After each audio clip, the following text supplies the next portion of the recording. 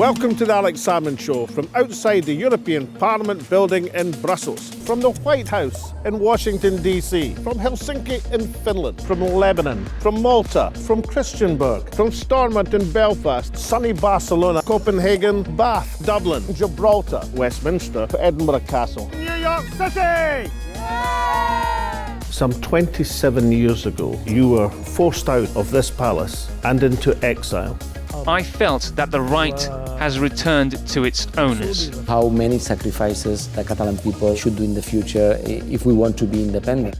Democracy will prevail. Around the European Union table, we are an independent state. And thus the longest serving member of the UK delegation. Human rights is a wider thing. We want to ensure that there's a generality of fair play and human rights running throughout our continent. You should be campaigning on how you run the country, how you run the economy. We have to change Parliament, and we have to have equal numbers of men and women in there. But there hasn't been one more Muslim woman added on our benches. The Labour Party, I felt, had lost a lot of its values. In a way that we're complementary to the Labour Party rather than competitive. And in Scotland, we've probably got the best package, and you were part of that. We've got to enjoy what you do. We show them how to deliver starter tennis in whatever space they have available. Community halls, school playgrounds, school gyms. The Brexit thing is such a mess. We are a country voting for our own decline, and it's the biggest tragedy in our history. I don't think it'll be in the long term, I think it'll be in the short term. The British will need Ireland and others. Passionately believe in social justice. I believe in Irish unity. I have never seen a more incompetent government. They don't serve the community, they serve themselves. The Tories have played a very dangerous game. It's blame the others, blame them, blame that. Islamophobia does exist now within the Conservative Party.